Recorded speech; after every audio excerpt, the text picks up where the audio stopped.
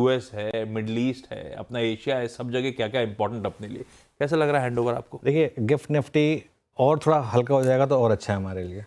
Flat line के आसपास आ ये जाएगा। अगर 150 पॉइंट ऊपर खुल गया ना मार्केट, ऊपर से दबा के देंगे एफआईएस। आप फ्राइडे का इंट्राडे चार्ट रख दीजिए निफ्टी का, उसमें आपको क्लियर हो जाएगा। क्योंकि फ्राइडे का ये इंट्राडे चार्ट है। फ्राइडे को मैं आफ्टरनून में जब मैं लंच कर रहा था तो मैंने देखा था मार्केट ठीक ठाक है। उसके बाद जब मैं लंच खत्म करके आया तो मैंने देखा ये क्या हो गया।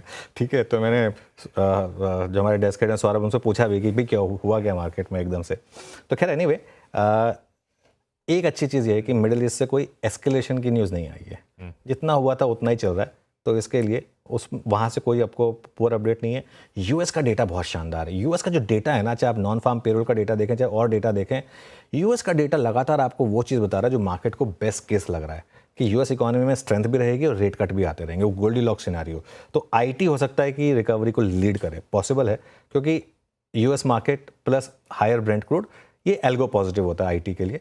तो आईटी ने फ्राइडे को भी देखिए थोड़ा सा हाई से वो भी कोलैप्स हुआ था, लेकिन फिर भी ग्रीन में बंद हुआ था और थोड़ी कोशिश की थी कि रिकवरी करने की। तो आईटी मेरे ख्याल से एक लीडर हो सकता है। और कुछ हद तक ना आशीष, अब मार्केट ने मिडिल ईस्ट के टेंशन को पचा लिया है। अनलेस एंड अनटिल ये मिडिल ईस्ट का जो टेंशन है, इसकी वजह वेस्ट एशिया का जो टेंशन है, इसकी वजह से क्रूड $85 के पास निकल जाए, अगर जब तक वो ना हो तब तक, थोड़ा लेट चल रहे हैं हमारे ग्राफिक्स, तब तक मेरे ख्याल से उसकी कोई दिक्कत नहीं है। हाँ, अगर ब्रेंट 85 के पार निकलने लगे तब वहां पर भी थोड़ी सी दिक्कत बढ़ सकती है। ठीक है, ये है ग्लोब का हैंडओवर। ग्लोब का हैंडओवर अच्छा है। मैं आज के सेटअप पे आऊं, दूसरी इंपॉर्टेंट प्रीमाइस सेट कर ली जाए, उसके बाद स्ट्रैटेजी पे बढ़ेंगे। लेकिन उससे पहले अपफ्रंट आपने मेंशन करा करना क्या है, कि लपक लेने की बात पहले हुई थी, लपक लेने का समय ये है। पर दो पार्ट में डिवाइड करें अगर, ट्रेडर बंधुओं के लिए और जो इन्वेस्टर फ्रेटर्निटी उनके लिए, उन लोग का अप्रोच क्या रहेगा, उसके बाद फिर आज के स्पेसिफिक अप्रोच पे चलते हैं। बिल्कुल। देखिए, पहले तो मैं इन्वेस्टर को एड्रेस करूंगा। ठीक है। इन्वेस्टर को घबराने की बिल्कुल ज़रूरत नहीं है। एक चीज़ समझिए, मार्केट में इस समय सेल चल रही है। अच्छे स्टॉक्स में सेल चल रही है। अपनी श्रद्धा के हिसाब से पैसा लगाएं। और श्रद्धा का वर्ड मैं क्यों यूज़ कर रहा हूँ यहाँ पर, क्योंकि नवरात्रि चल रहे हैं।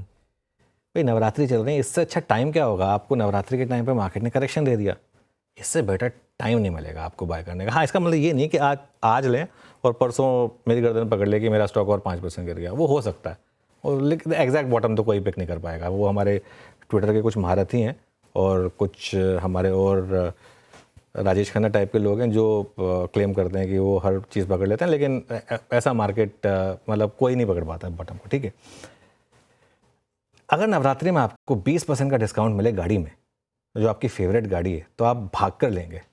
स्टॉक्स में हम क्यों नहीं करते हैं ये? स्टॉक्स में आपको मिल रहा है अच्छे स्टॉक्स में 10 से 20% का डिस्काउंट, हम क्यों नहीं लेते हैं?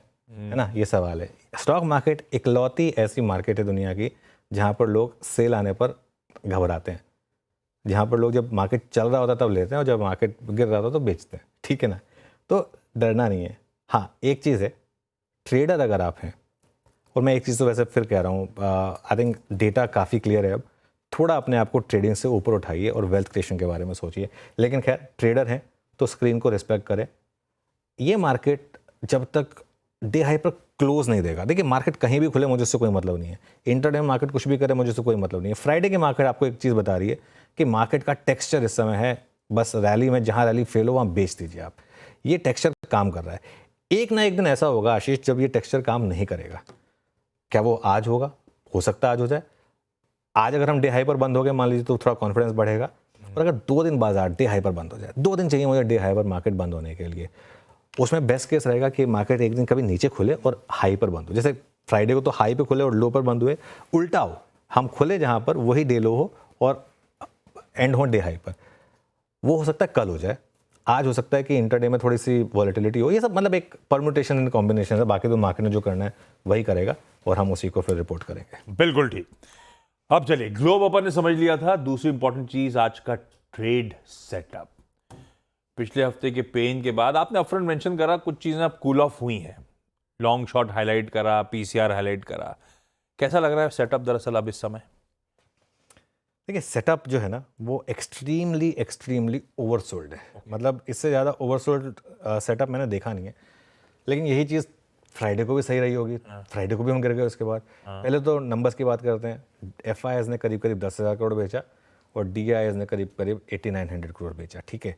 और जहाँ तक ट्रेंड आएगा आपकी स्क्रीन पर FIS और DIS का, ये देखिए आशीष, ये अब नंबर जो है ना वो डरावने लग रहे हैं थोड़े से।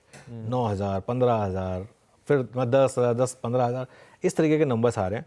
जैसे मैं कह रहा हूँ, इस तरह के नंबर जब आएंगे तो नियर टर्म में इंपैक्ट आएगा। लेकिन एक चीज़ मैं बताऊँ आपको, अब एक टाइम आएगा जिसमें इन नंबर्स का इंक्रीमेंटल इम्पैक्ट मार्केट पर धीरे धीरे कम होता रहेगा।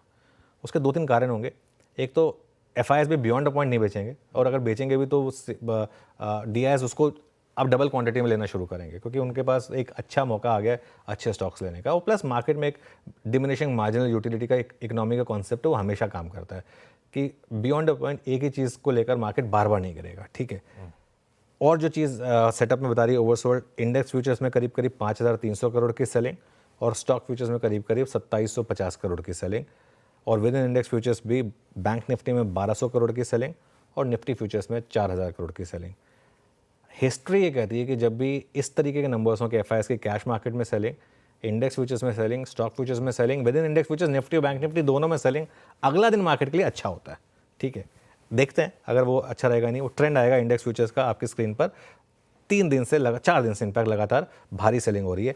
इसका एक फ़ायदा जो हुआ है लॉन्ग शॉट में, पहले तो फ्राइडे का नंबर डिस्कस करते हैं। फ्राइडे को 27,000 लॉन्ग कट हुए और करीब करीब 52,000 शॉर्ट सिस्टम में ऐड हुए, 53,000 करीब करीब शॉर्ट ऐड हुए, तो करीब करीब मामला 80,000 नेट लॉन्ग का हो गया। वो देखिए वो ग्राफ किस तेज़ी से गिरा है, वो ये भी एक ट्रेंड लाइन पर आ रहा है वैसे बाय द वे। तो यहाँ पर गिरे हम, और अगर आप उसको टेबल फॉर्मेट में देखेंगे 81% थे हम 27 सितंबर को, उससे पहले तो और भी ज़्यादा थे 3,61,000 पर, अब हम आ गए 83,000 कॉन्ट्रैक्ट पर और 57-58% नेट लॉन्ग पर। हाँ, क्या ये मार्केट वापस नेट शॉर्ट हो सकता है? इन द पास हमने तो 10 या 11% के भी नेट लॉन्ग देखे हैं, तो ओवरसोल्ड मार्केट और ओवरसोल्ड भी हो सकता है। लेकिन खैर ये एक आंकड़े थे। इंडेक्स ऑप्शंस के आंकड़ों को नहीं डिस्कस करेंगे, उसमें कुछ खास है नहीं। इंडिया विक्स चला करीब करीब 7.5% फ्राइडे को, 14 पर जाकर बंद हुआ, और पुट कॉल रेशो आ गया 0.69 पर। अगेन मैं एक चीज़ बोल रहा हूँ, 0.69 के पुट कॉल रेशो पर आप फ्रेश सेलिंग नहीं कर सकते। ये नॉर्मली एक जोन होता है जहाँ पर मार्केट एक बार के लिए तो आपको शायद थोड़ी सी रिकवरी देता है। बैन की जहाँ तक बात है, एक स्टॉक ऐड हो गया बैन में, GNFC। तो ये कुल मिलाकर सेटअप, इंडिविजुअल स्टॉक्स में जाने की जरूरत नहीं है आज, क्योंकि थोड़ा ज़्यादा हम मार्केट पर टाइम स्पेंड करना चाहेंगे इसके लिए। बिल्कुल ठीक। तो लग रहा है रिकवरी का दरवाज़ा खुल रहा है, चाहे वो ग्लोब हो, चाहे अपना सेटअप हो। पर फिर हमारा निफ्टी का अप्रोच क्या? अगर हल्के बहुत हरे में खुल रहे हैं तो क्या वॉच आउट करें स्क्रीन्स पे, और क्या लेवल्स इंपॉर्टेंट होंगे?